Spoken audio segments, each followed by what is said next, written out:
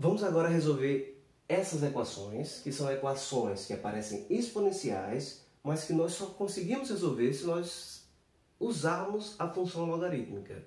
Nós vamos lembrar que se eu tiver uma função f, que é a função a elevado a x, é uma função exponencial de base a, e eu tenho a função g, que é a função logarítmica de base a,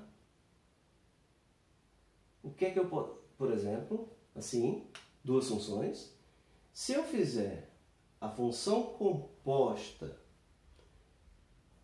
de f com g, eu tenho x, porque as funções, elas são funções inversas. A função logarítmica e a função exponencial são inversas uma da outra.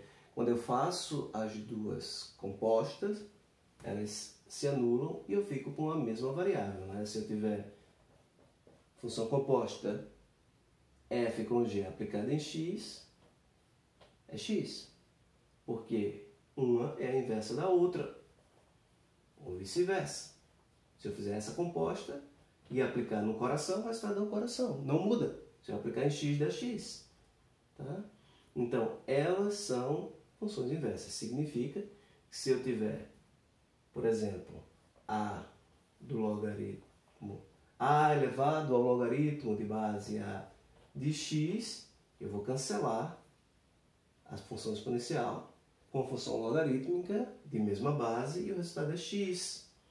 Ou, se eu tiver logaritmo na base a da exponencial de base a de x, o resultado é x. Então, a função exponencial e a função logarítmica são funções inversas e nós vamos usar este resultado, esta propriedade, para resolver aquelas equações.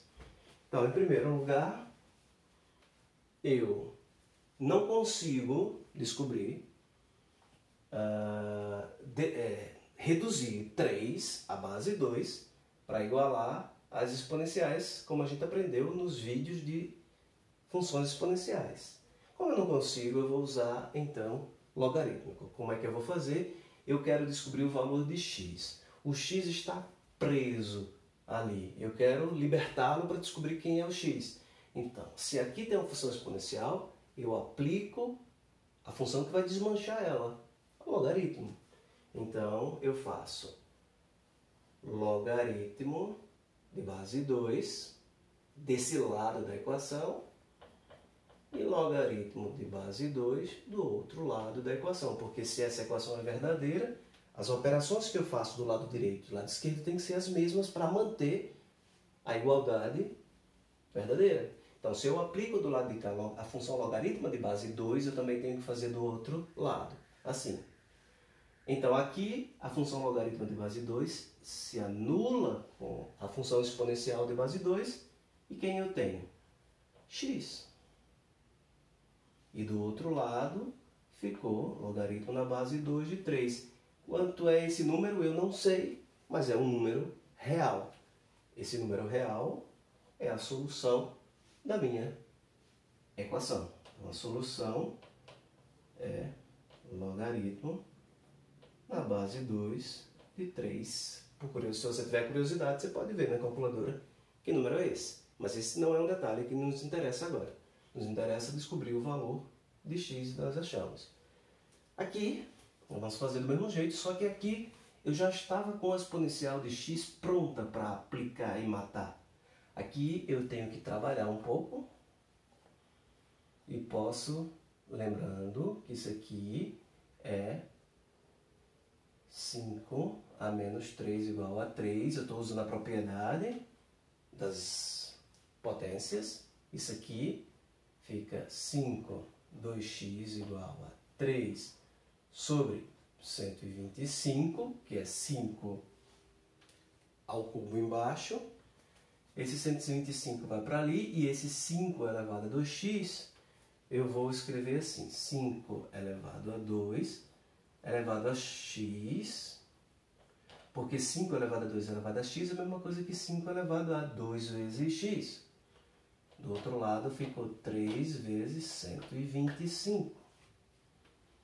Então, 5 ao quadrado, 25 elevado a x igual, isso aqui dá 375.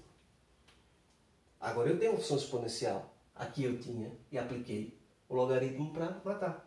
Então aqui a exponencial é base 25. Então eu vou aplicar o logaritmo de base 25 desse lado e o logaritmo de base 25 do outro lado. Esse logaritmo de base 25 cancela com a exponencial de base 25 e sobra x, que era o que eu queria. Então, quem é o valor de x que resolve aquela equação? Logaritmo na base 25 de 375. Tá bem?